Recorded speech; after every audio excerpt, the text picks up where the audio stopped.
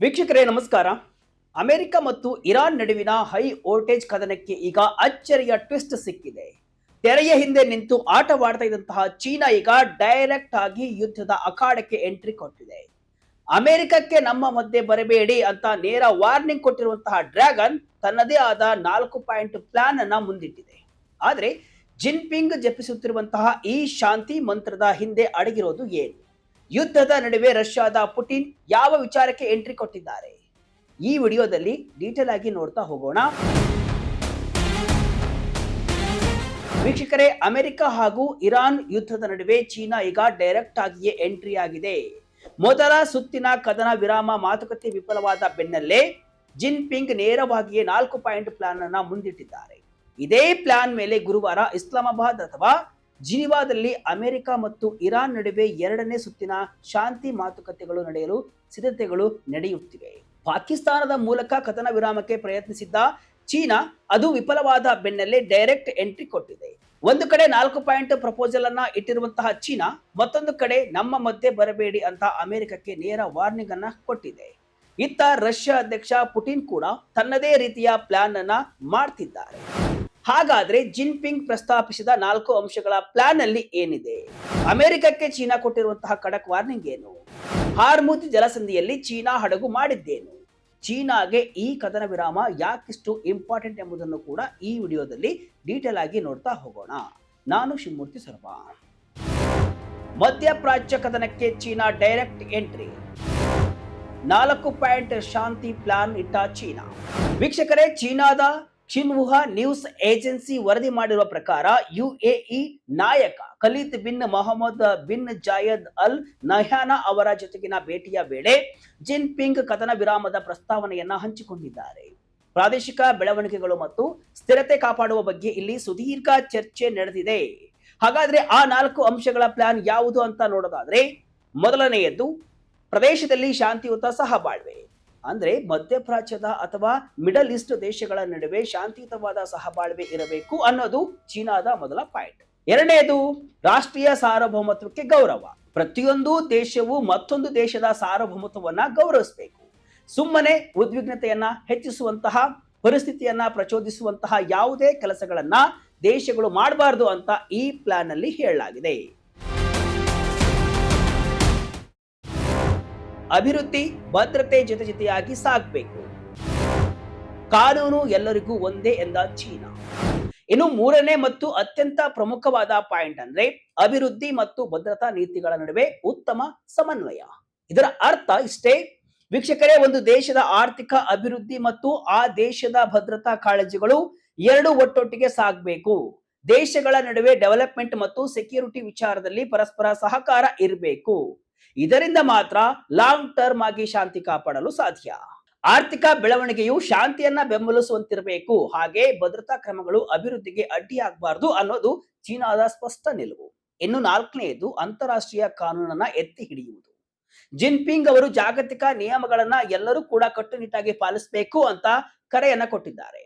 ನಮಗೆ ಬೇಕಾದಾಗ ಮಾತ್ರ ನಿಯಮಗಳನ್ನ ಬಳಸಿಕೊಳ್ಳೋದು, ಬೇಡವಾದಾಗ ಅದನ್ನ ಬೀಸಾಡುವುದು ಮಾಡಬಾರದು. ಜಗತ್ತು ಮತ್ತೆ ಜಂಗಲ್ ರಾಜ್ಗೆ ಮರಳಲು ನಾವು ಬಿಡಬಾರದು ಅಂತ ಜಿನ್ಪಿಂಗ್ ಖಡಕ್ ಆಗಿ ಹೇಳಿದ್ದಾರೆ. ಈ ಮೂಲಕ ಇದೇ ಮೊದಲ ಬಾರಿಗೆ ಚೀನಾ ಯುದ್ಧ ನಿಲ್ಲಿಸುವ ಪ್ರಕ್ರಿಯೆಯಲ್ಲಿ ಡೈರೆಕ್ಟ್ ಆಗಿ ಎಂಟ್ರಿ ಕೊಟ್ಟಂತಾಗಿದೆ.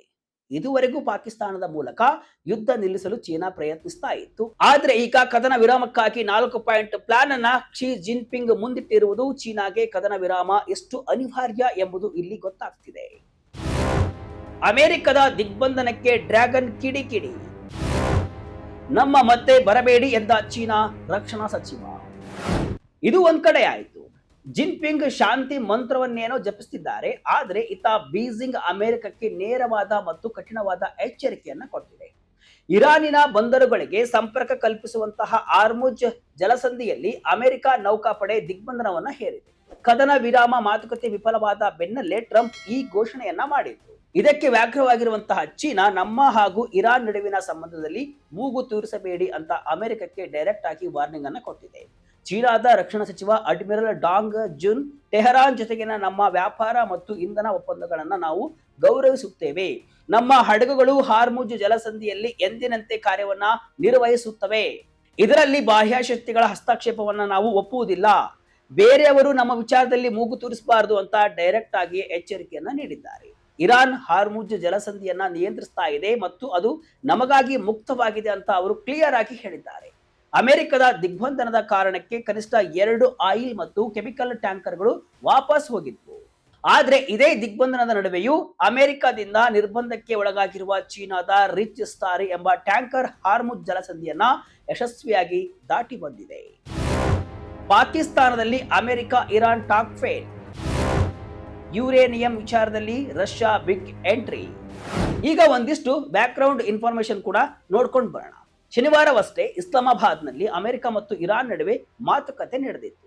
ಆದ್ರೆ ಅದು ವಿಫಲವಾಗಿ ಯಾವುದೇ ರೀತಿಯ ಕದನ ವಿರಾಮಕ್ಕೆ ಬರಲು ಸಾಧ್ಯವಾಗಿದ್ದಿಲ್ಲ. ನ್ಯೂಯಾರ್ಕ್ ಟೈಮ್ಸ್ ವರದಿಯ ಪ್ರಕಾರ ಇರಾನ್ ತನ್ನ ಪರಮಾಣು ಅಥವಾ ನ್ಯೂಕ್ಲಿಯರ್ ಚಟುವಟಿಕೆಗಳನ್ನ 5 ವರ್ಷಗಳ ಕಾಲ ನಿಲ್ಲಿಸಲು ಪ್ರಸ್ತಾವನೆಯನ್ನ ಇಟ್ಟಿದೆ. ಆದ್ರೆ ಅಮೆರಿಕ ಈ ಆಫರ್ ಅನ್ನ ರಿಜೆಕ್ಟ್ ಮಾಡಿದ್ದು ಕನಿಷ್ಠ 20 ವರ್ಷಗಳ ಕಾಲ ಯುರೇನಿಯಂ ಪುಷ್ಟೀಕರಣವನ್ನ ನಿಲ್ಲಿಸಬೇಕು ಅಂತ ಪಟ್ಟು ಹಿಡಿದಿದೆ. ಅಷ್ಟೇ ಅಲ್ಲ, ಈ ವಿವಾದದ ನಡುವೆ ರಷ್ಯಾ ಕೂಡ ಎಂಟ್ರಿ ಕೊಟ್ಟಿದೆ. ಅಮೆರಿಕ ಮತ್ತು ಇರಾನ್ ನಡುವೆ ಶಾಂತಿ ಒಪ್ಪಂದ ಏರ್ಪಟ್ರೆ ಇರಾನಿನ ಬಳಿ ಇರುವಂತಹ ಪುಷ್ಟೀಕರಿಸಿದ ಯುರೇನಿಯಂ ಅನ್ನ ತಾನು ತೆಗೆದುಕೊಳ್ಳಲು ಸಿದ್ಧ ಅಂತ ರಷ್ಯಾ ಹೇಳಿದೆ. ರಷ್ಯಾ ಅಧ್ಯಕ್ಷ ಪುಟಿನ್ ಅವರು ಅಮೆರಿಕ ಮತ್ತು ಪ್ರಾದೇಶಿಕ ನಾಯಕರ ಜೊತೆಗಿನ ಸಂಪರ್ಕದ ವೇಳೆ ಈ ಪ್ರಸ್ತಾವನೆಯನ್ನ ಇಟ್ಟಿದ್ದಾರೆ ಅಂತ ಕ್ರೆಮ್ಲಿನ್ ವಕ್ತಾರ ಡಿಮಿಟ್ರಿ ಪೆಸ್ಕೋವ್ ತಿಳಿಸಿದ್ದಾರೆ. ಈ ಮೂಲಕ ರಷ್ಯಾ ಕೂಡ ಯುದ್ಧದ ಪರೋಕ್ಷ ಭಾಗವಾಗಿದೆ. ಇನ್ನು ಅಮೆರಿಕದ ಸೇನಾ ಕಾರ್ಯಾಚರಣೆಗಳ ಬಗ್ಗೆ ಪ್ರತಿಕ್ರಿಯಿಸಿರುವಂತಹ ಚೀನಾದ ವಿದೇಶಾಂಗ ಸಚಿವಾಲಯದ ವಕ್ತಾರ ಗುಯೋ ಜಿಯಾಕುನ್ ಅಮೆರಿಕದ ಇಂತಹ ಬ್ಲಾಕೇಡ್ ಮತ್ತು ಕಾರ್ಯಾಚರಣೆಗಳು ಉದ್ವಿಗ್ನತೆಯನ್ನ ಮತ್ತಷ್ಟು ಹೆಚ್ಚಿಸುತ್ತವೆ ಮತ್ತು ಈಗಾಗಲೇ ದುರ್ಬಲವಾಗಿರುವಂತಹ ಕದನ ವಿರಾಮ ಒಪ್ಪಂದವನ್ನ ಹಾಳು ಮಾಡುತ್ತವೆ ಅಂತ ವಾರ್ನ್ ಮಾಡಿದ್ದಾರೆ. ಚೀನಾಕ್ಕೆ ಇಷ್ಟೆಲ್ಲ ಯುದ್ಧದ ಟೆನ್ಷನ್ ಯಾಕೆ? ಶಾಂತಿಯ ಹಿಂದೆ ಅಡಗಿದೆಯಾ ಡ್ರ್ಯಾಗನ್ ಸ್ವಾರ್ಥ? ವೀಕ್ಷಕರೇ, ನಿಮ್ಮ ಮನಸ್ಸಿನಲ್ಲಿ ಒಂದು ಪ್ರಶ್ನೆ ಮೂಡಿರಬಹುದು. ಚೀನಾ ಯಾಕೆ ಇದ್ದಕ್ಕಿದ್ದಂತೆ ಇಷ್ಟೊಂದು ಶಾಂತಿ ಕಾಪಾಡಲು ಮುಂದಾಗಿದೆ ಅಂತ. ಅಮೆರಿಕ ಇರಾನ್ ಗುದ್ದಾಡಿದಷ್ಟು ಚೀನಾಕ್ಕೆ ಲಾಭ ಅಲ್ವಾ ಅಂತ ನೀವು ಹೇಳಬಹುದು. ಆದ್ರೆ ಲಾಭದ ಜೊತೆ ನಷ್ಟನೂ ಇದೆ. ಚೀನಾಕ್ಕೆ ಅಮೆರಿಕ ಇರಾನ್ ಯುದ್ಧ ನಿಲ್ಬೇಕು ಅನ್ನೋದು ನಿಜ. ಆದ್ರೆ ಅದರ ಹಿಂದೆ ಚೀನಾದೇ ಆದಂತಹ ಸ್ವಾರ್ಥ ಮತ್ತು ಆರ್ಥಿಕ ಹಿತಾಸಕ್ತಿಗಳು ಇವೆ. ಇದರಲ್ಲಿ ಪ್ರಮುಖವಾಗಿ 4 ಕಾರಣಗಳು ಇವೆ. ಮೊದಲನೆಯದು ಎನರ್ಜಿ ಸೆಕ್ಯೂರಿಟಿ ಅಥವಾ ಇಂಧನ ಭದ್ರತೆ.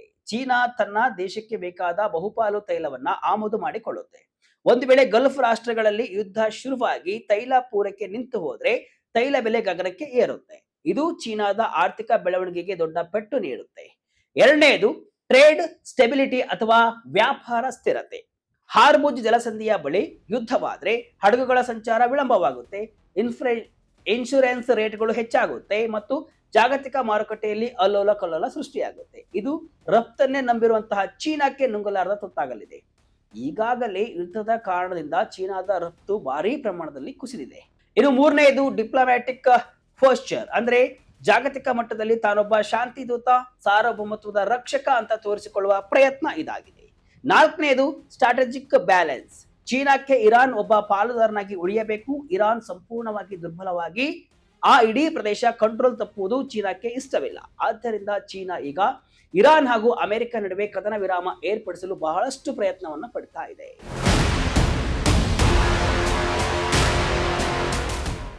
ಒಟ್ಟಿನಲ್ಲಿ ಚೀನಾ ಕೇವಲ ಇರಾನ್ ಅನ್ನ ಮಾತ್ರ ರಕ್ಷಣೆಯನ್ನ ಮಾಡ್ತಾ ಇಲ್ಲ, ಬದಲಾಗಿ ತನ್ನ ದೇಶದ ಆರ್ಥಿಕತೆಗೆ ಪೂರಕವಾಗಿರುವಂತಹ ಸಿಸ್ಟಮ್ ಅನ್ನ ಕಾಪಾಡಿಕೊಳ್ಳಲು ಯತ್ನಿಸ್ತಾ ಇದೆ.